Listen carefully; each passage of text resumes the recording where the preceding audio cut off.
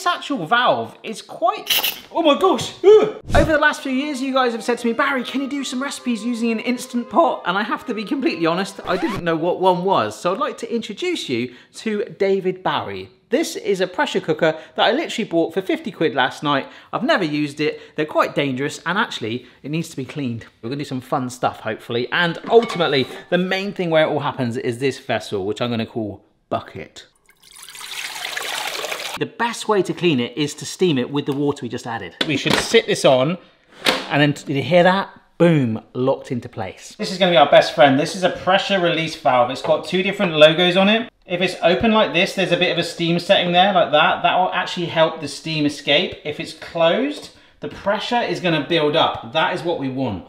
It is basically like a kettle right now, obviously where it's warming up, that pressure's building, we've got that valve closed. So whilst it's doing its thing, let's talk about what these things are. It turns out that Instant Pot is just the name of a brand, a little bit like a crock pot. So a lot of people refer to Instant Pots as pressure cookers. However, the old school pressure cookers that I saw that I didn't really want to see, I'll put one on the screen right now, they're kind of more like a saucepan that you sit on the hob. But then the other side of it is now Instant Pot don't just do pressure cookers, they do many versions of Instant Pots, which are also known as multi-cookers. Now this is the closest thing that I could find that is just purely a pressure cooker. It's just got loads of different preset functions, hence why we're stewing our water. But the best way to consider it is that a pressure cooker cooks with pressure. So there's a build up even there. Now I can feel that heat coming off of it and we're not letting it out.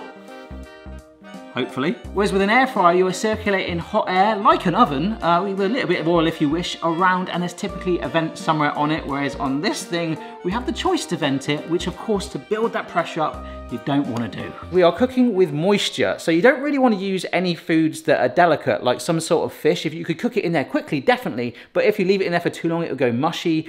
Breaded things, like if you're doing like some breaded chicken fingers or something like that, that would go really, really soggy. But things like soup, some risotto, which we're going to start with, should be absolutely insane, and hopefully faster with all that goodness kept inside. Well, that's what you guys have told me anyway. So much of these pressure cookers are very much similar. They all have sort of presets for different foods and things, and you can delay times. You can even set it in advance, like a day before, so if you want it ready for when you get home from work and stuff. It's pretty clever. I don't know if I'd trust that though, it'd probably explode with me. And you can see like there is that saute mode on there. So other multi-cookers would have like way more functions. This is purely like a pressure cooker turned up to 2. Oh, it just stopped. It's popped up. Yes, that's what it said it would do. So it's plugged. I think it's basically pretty much boiled.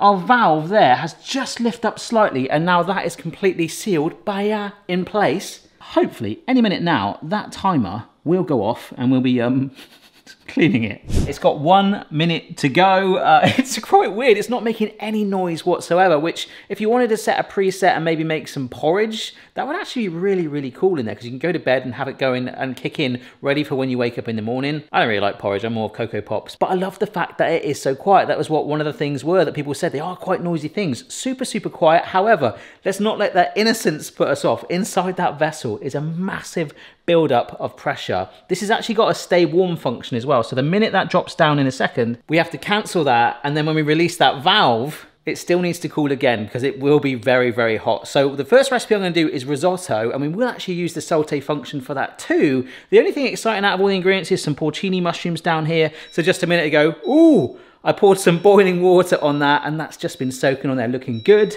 So let's press cancel. There we go. I feel like there should be some sort of tension there, but however, it is all down to this valve right here. So I think what I'll do, and this actual valve is quite, oh my gosh, it did it for me. It's quite, I was going to turn it to show you. That was like a train. I wanted to show you, but it kind of teased me there. But like I just started to say, it is quite flimsy. It knocked just a touch. It says to use oven gloves and tongs, okay?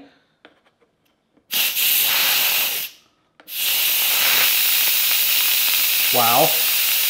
The pressure cooker, brought to you by David Bowie. And I think that's probably the thing that puts people off using these, is the pressure build-up like that. That is quite intense. And I really want to cook in this. All we've made is water. Oh my goodness, look at that. It's definitely clean. So I'll drain that off and we'll start our first thing, risotto.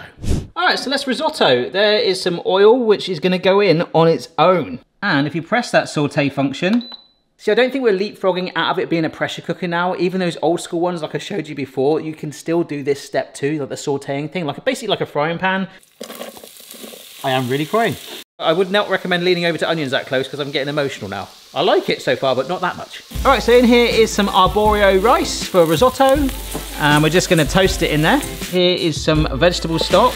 You can hear how warm it is. Some thyme, white wine, and in go those mushrooms and the 100 ml of boiling water that they were soaking in. I'm stirring it around just to make sure no rice is stuck to the bottom. Lid back on with that valve shut. Nobody wants rice stuck to their bottom, do they? Check this out. The rice mode is a default of 12 minutes, but we should have risotto in 6. Let's see what happens. The only thing I still don't like right now is I can't see what's going on. Just a little viewing panel, and they are available on some models, I believe, would be great, but that's why this one was so cheap. Pressure pushing down on me, pressing down on you, especially you, David. It's just beeped. So if we leave it, it'll stay keep warm. Cancel, and now we devent. You can see how that ball valve has now dropped back down. I think we're good to go. Oh my gosh. Oh, that smells incredible. All that fluid's been absorbed. Nothing is burnt. The rice is puffed up. Oh. I am loving that. So some parmesan on top and some fresh herbs. Let's see if this is worth it. Oh. Let me just take a smaller bit a minute, because that tasted like a McDonald's apple pie. I love that the rice has puffed up. We've not undercooked it. It's not overcooked. I thought it could burn. That's the fear of not being able to see it. It's all been absorbed. The vegetables are all absolutely softened and rammed full of that stock and the wine. The cheese just elevating it there with the herbs. Well, the herbs didn't do much, but that is incredible. And it's so hot, it is holding that heat in. It has had a heck of a journey, but I am massively impressed with this. So this brings me on to my next thing. We've seen how we can accelerate the cooking time, but still get that tenderness. You can do pulled pork in the pressure cooker. I very nearly did that. It takes around about an hour, which is an incredible time, but I wanted to go for something like ribs. I love ribs, and I wanted to see if we could break them down quite quick and get that lovely cook through, and of course, the sauce all over my face. We have got two parts. We have got a rub mix here, which is a mixture of light brown sugar, thyme, salt and pepper, paprika, and some cayenne. We'll get your own mix if you want. It's probably a lot easier, but this should be good. In here is some light brown sugar, some treacle, aka molasses, and some ketchup. This is some vinegar, and I might regret this because it is already quite potent anyway, but to give it that sort of like outdoor cook smell, liquid smoke. I bought a massive gift set of that and I don't use it enough. I think I'm the only one in the house that likes it apart from the dog. So there's our rub, and these ribs have been dried as well. And now we pour, oh my goodness. Now this is the really interesting thing, because the thing we did at the start of the video, where we basically stewed water in around about 20 minutes plus the preheat time, that is exactly the same amount of time for those ribs. And obviously with the sugar content in there, with the heat at the bottom rising up. So remember, that's basically what it is. It's a hot plate trapping that air in there. Kind of like what a slow cooker does with a crock pot if you don't vent it, I guess in some ways. Just a lot more angry. All right, so we have got 2 minutes to go. Massive thank you to my Patreon Discord that did remind me that it is actually Queen and David Bowie that sang that song. Sorry, but I was under pressure. And I am slightly scared about this sugary sort of mix in there. I mean, you're sort of bubbling a vat of caramel potentially. Very, very dangerous. It's in there. It can't escape. It's a huge vat that is steaming those ribs. There's not a smell of burning, and we're nearly there. Kind of just getting used to it now, really. I want to break free. So that's actually the quick way, just pushing it there, letting that all escape. You can do it slow by just turning off the power, and after about 20 minutes, it apparently naturally just oozes out of there and cool down naturally. I think I know which method I prefer. Ooh, you can't see a thing. That is gorgeous.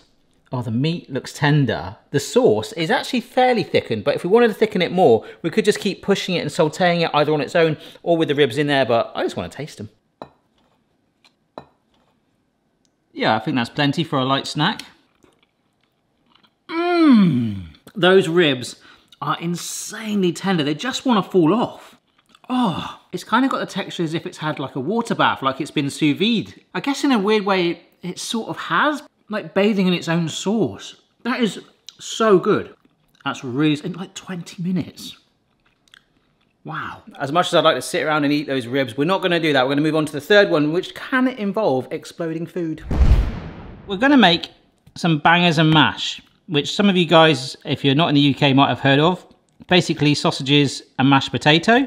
Now it's called bangers and mash because bangers basically is the sound when you fry sausages of what they make. They kind of pop and bang in the pan sometimes.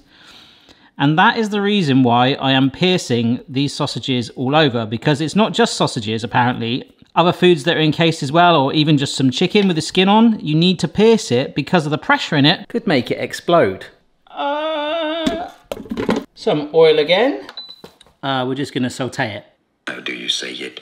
Saute, saute. Brilliant, I am pronouncing that sort of right. We've got some lovely browning. I've only got splashed with oil a couple of times, but now we take them out because this is where we make the mash. So those potatoes are in there. Milk, butter, a little bit of pepper, and some salt. And that well-known ingredient for mashed potato, tin foil. Because putting a sheet of tin foil allows us to put the sausages back in. And not only that, I've got some onions here, cut into rings, a little bit like the Gordon Ramsay burger the other day. Oh. And Freddie here, or David, is only gonna need 15 minutes once it's preheated to cook through, and we should be able to mash those potatoes. Okay, so for this one, as fun as it has been to let it vent out, I am actually gonna do that slower one because I was reading you can get problems with sausages and starch in potatoes. It can foam up so much that if we take that off, although that would be visually hilarious, it could explode everywhere.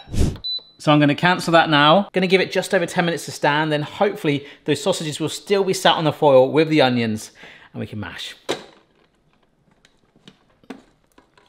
Ooh! The sausages have kind of like steamed off the browning that we've done on it. That's a little bit weird, but that smells so buttery. Ugh. But it is in here that hopefully, oh my word, look at that.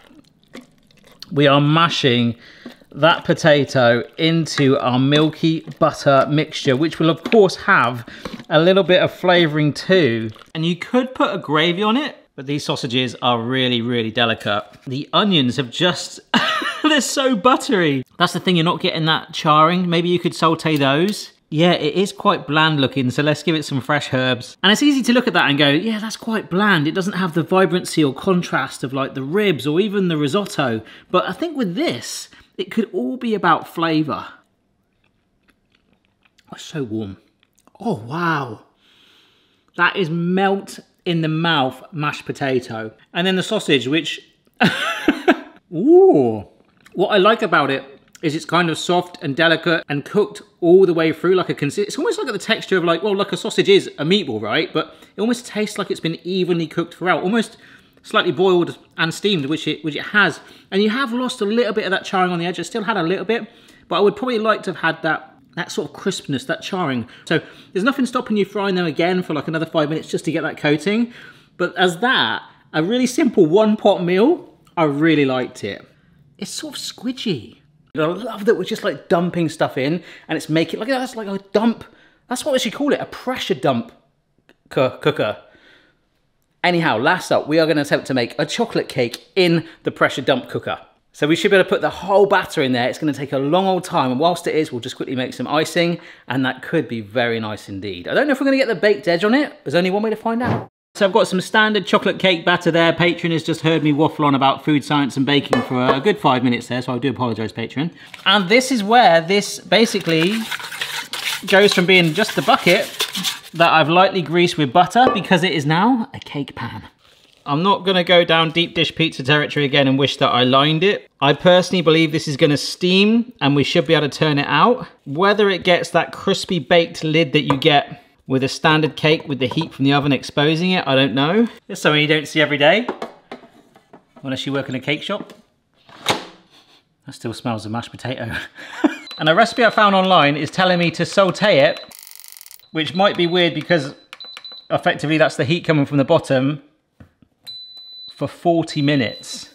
I can't check it. So I did say an hour originally, so 40 minutes we will check it. If it needs it after a skewer's gone through, we'll keep going.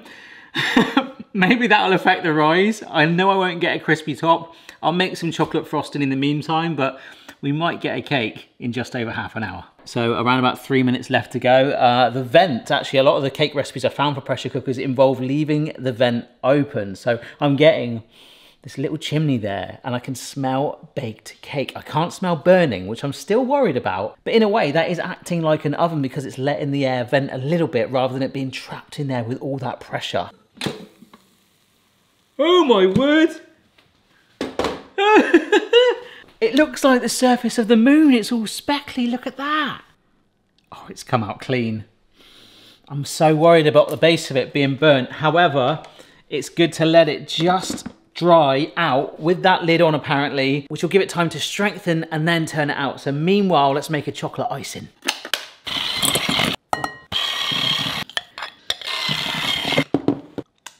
And that is icing fit for a pressure cooker cake.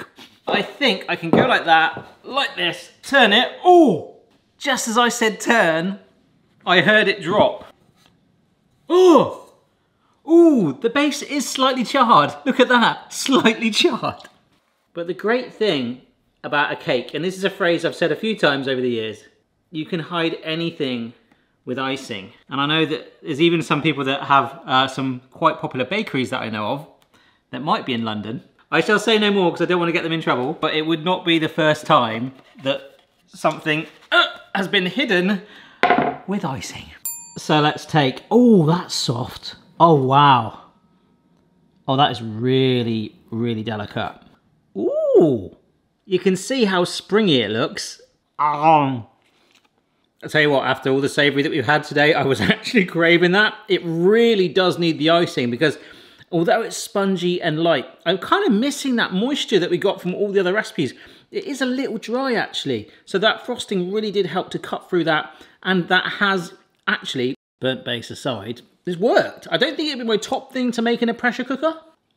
It's fine. So I think this machine, it's something I never really wanted to have, but the messages kept coming through and through and through. And now I've actually used one for the first time.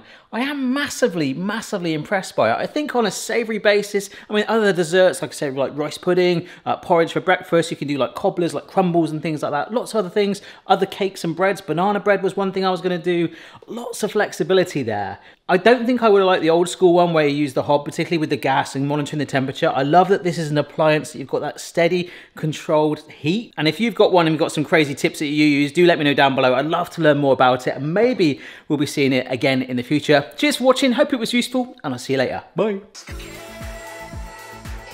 That is really nice cake. Is it? Yeah, it's Does really... it taste charred or scorched? No, it's just soft sponge cake. It's like one of those microwavable ones.